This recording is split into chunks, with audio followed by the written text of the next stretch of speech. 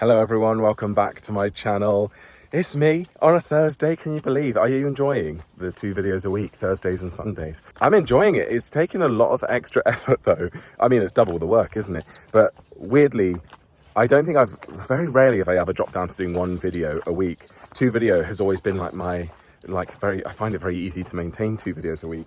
But I think having done 1 a week for pretty much the entirety of this whole year, doing 2, I've been like, oh my gosh, come on, there's no time to rest. As soon as I post a video on a Sunday, I'm like, okay, like Monday I need to think of an idea, Tuesday needs to be filming because I need to edit Wednesday ready for Thursday.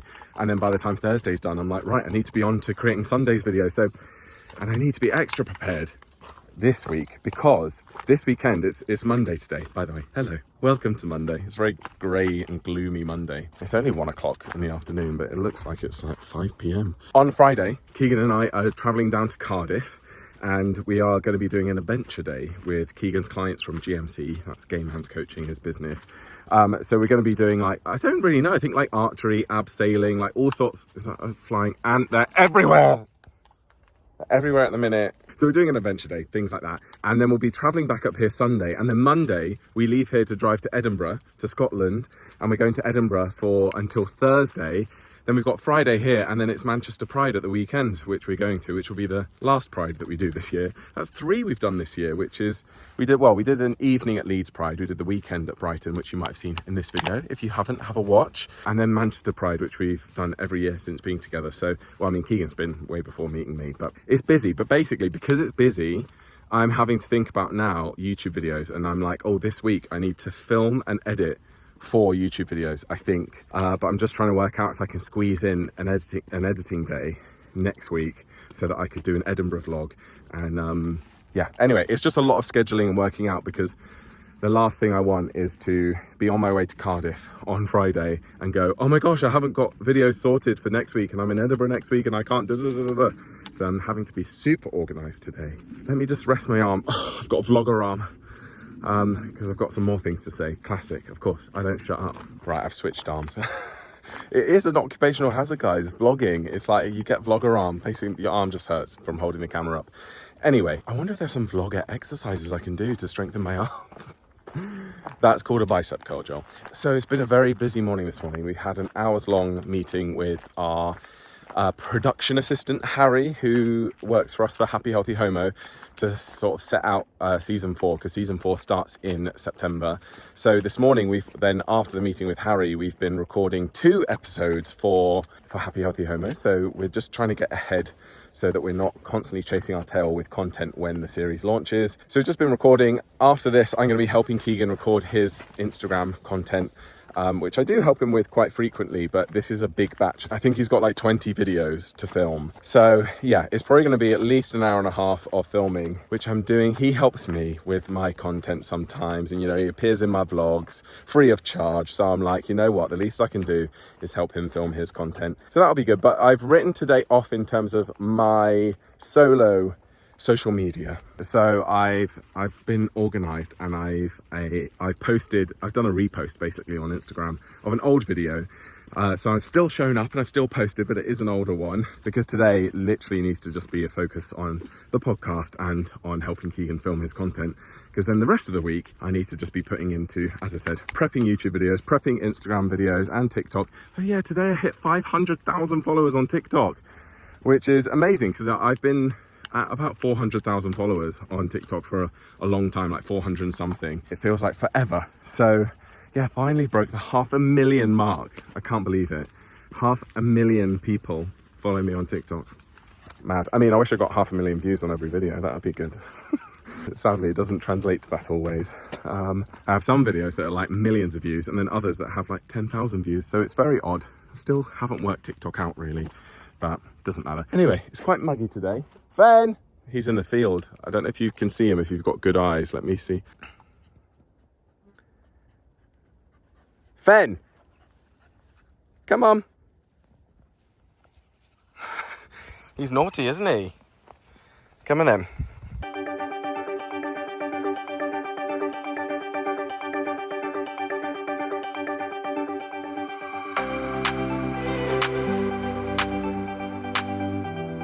Hey everyone, it's Tuesday and I am off into Leeds. I haven't been into Leeds to do a gym class in so long, so I'm very looking forward to it. I feel like I need to get my body moving. Even though I have been to the gym like 3 times last week, it just didn't feel like I need to do a big intense HIIT workout, I think. Get my blood pumping, do you know what I mean? So anyway, I'm off into Leeds. I'm really early, so I've got my laptop with me and going to do some work, but I thought I'd bring you along with me. I thought we'd have a little chat in the car whilst I'm driving there. I was having a think the other day about my life up north now and how different, well, since seeing Lucy in Brighton, can't believe how different our lives are now. Like, one moment we were living together, both single, like doing stuff on the house, and now, like, you live in Brighton with your husband, you know, and I live up north with Keegan and he's got kids, and like our lives are very, very different now, and it feels like it's happened just like that. Obviously it hasn't, because it's been a few years, but it's like, well, how's that happened? So it's made me think over the last few days about what my life looks like now, and maybe how my life has changed since moving up north, of things that I've learned. So I just thought I'd have a little muse to you guys as I drive into Leeds. I think one thing that I've learned from moving up north is home is where your stuff is, mainly. Because I've heard people say that, because I think I've fallen into the thing of like, oh, London is my home, that's where I feel most like myself, it's where I feel most affinity. And actually, I don't really feel like that anymore. I do love London and I'll always have a bond with London, but I'm like, actually, home is literally where people you love are, or where your things are.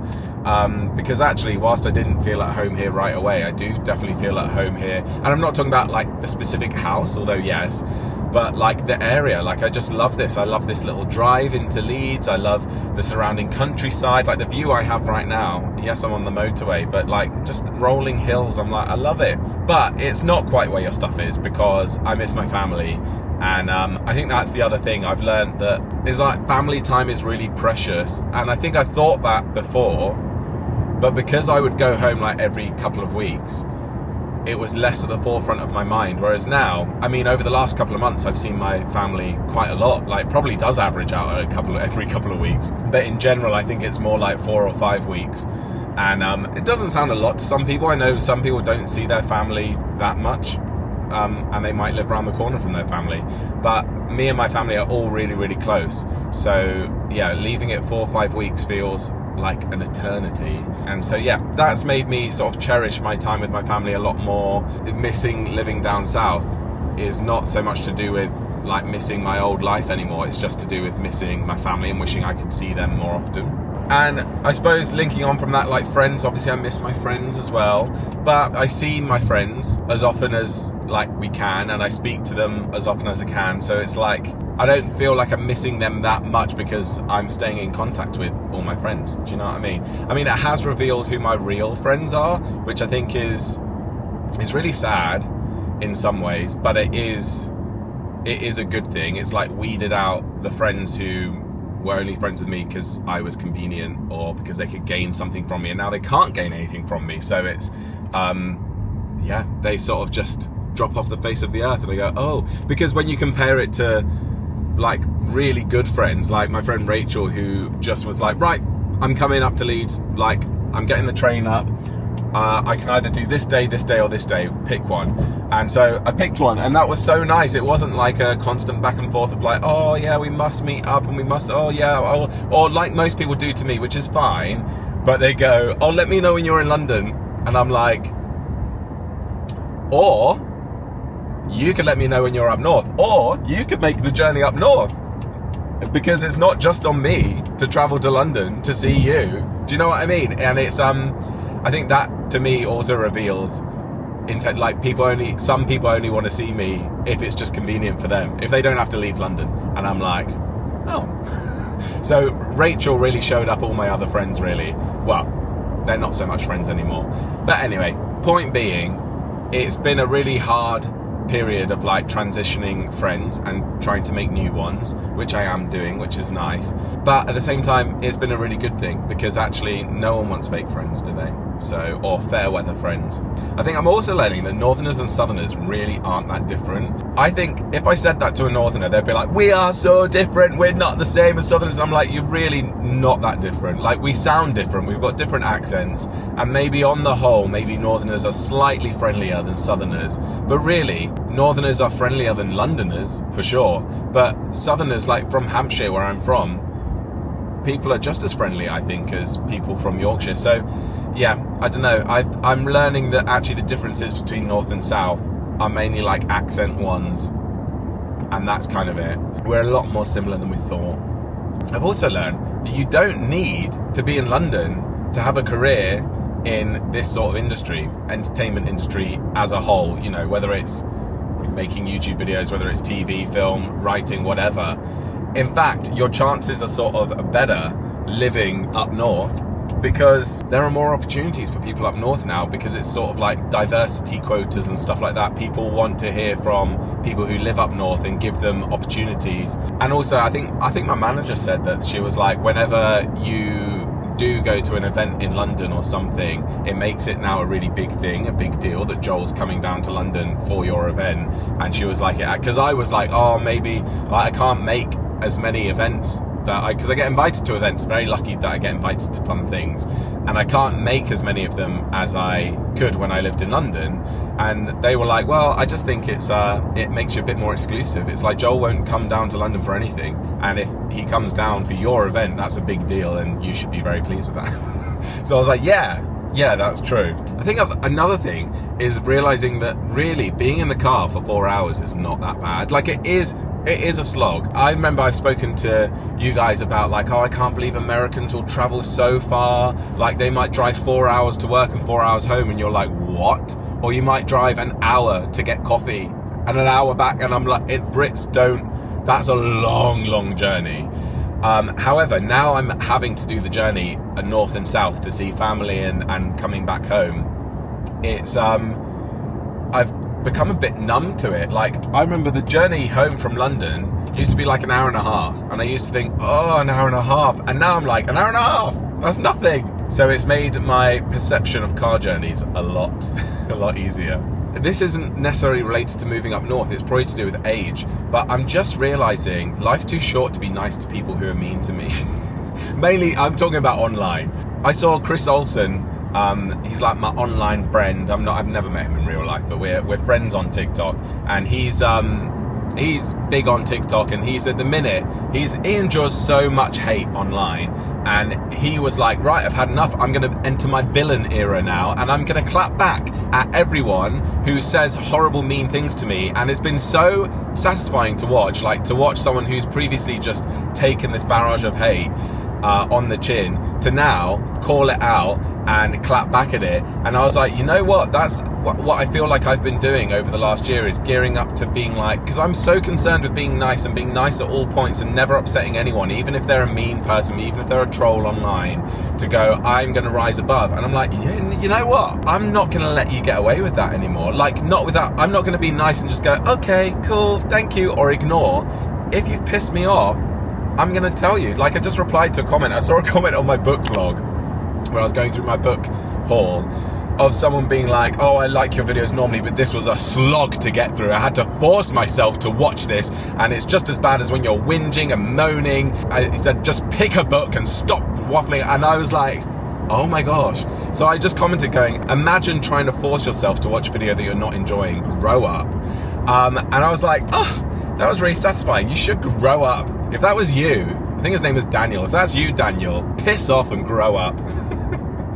I'm just like, imagine, like literally, imagine forcing yourself to watch a video that you're not enjoying, and then telling me about it as if I forced you to watch. Don't watch the video. Like that book video, I knew when I posted it that it's gonna get less views, and this is part of the process. This is what I'm working with a social media coach on, if you want to know the behind the scenes of not just doing vlogs, because she's been like, vlogs are great for your audience who already know you and love you. They're not good for getting new people in, because if this random person who doesn't know who I am, do they really want to watch me go about and do errands? No, that's only for people who have invested somewhat interest in me.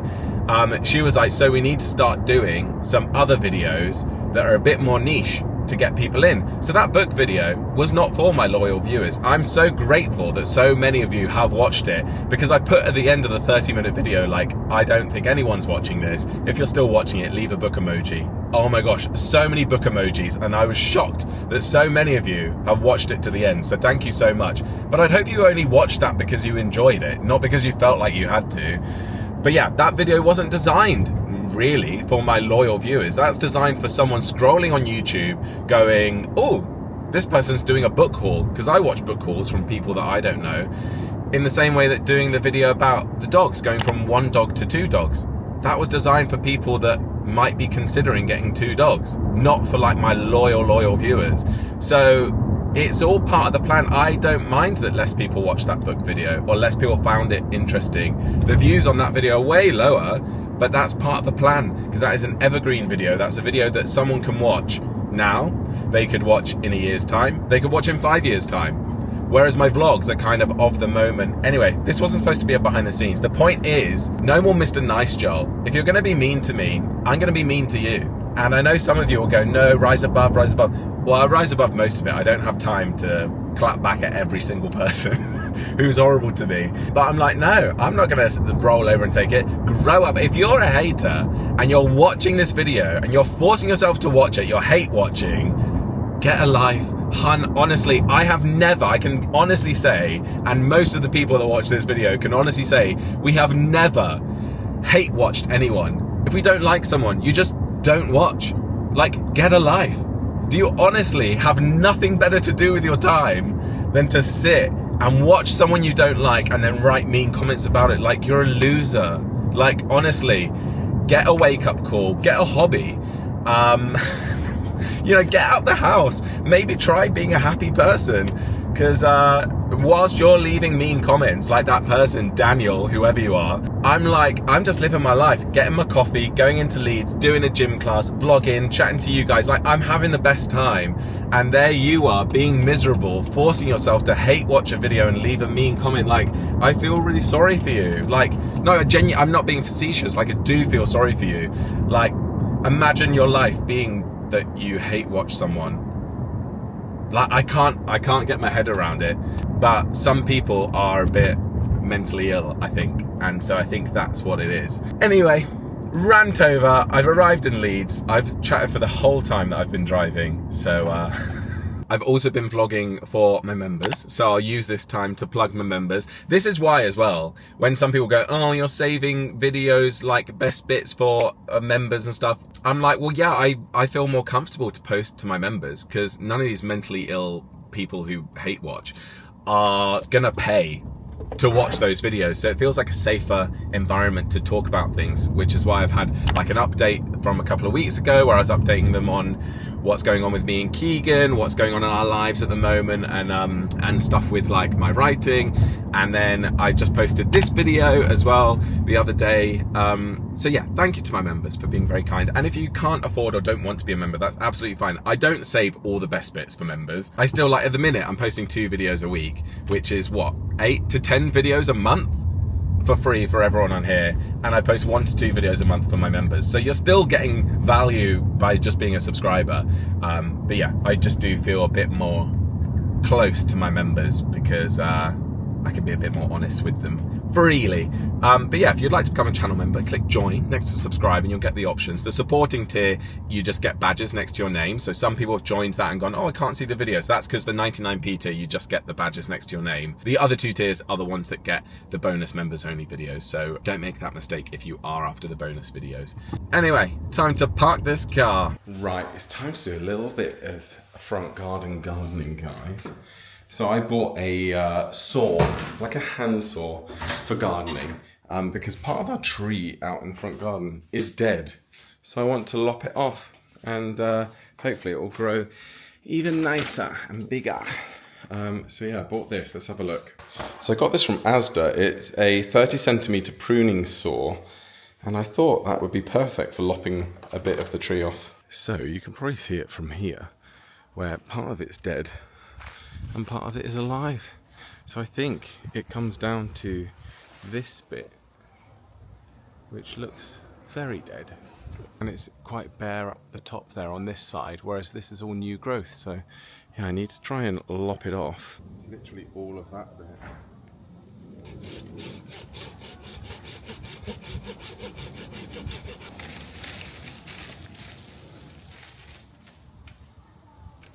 Look at that, all dead.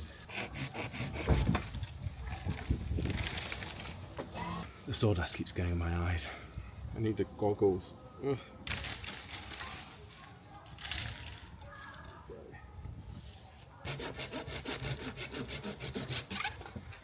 There we go. And this is the rotted bit, I think, of the trunk. Can you see that? So, all of that dead bit gone. It does now make the tree a little bit lopsided, but hopefully the rest of her will start growing in that place of that. Let me tidy up this lower branch. Well guys, I'm just editing this video in bed. So I just thought I'd wrap this up because I didn't realise I spoke for so long. I thought, oh, I've got loads left to squeeze into this video, but actually it's quite long enough. So I'll end it there. But thank you so much for watching. I hope you enjoyed it. If you did, please subscribe. I post videos every single week. If you want to become a channel member, then click join next to subscribe and you'll get the options there. And I will see you on Sunday for another video, which I haven't yet filmed. So I need to get on that. Bye.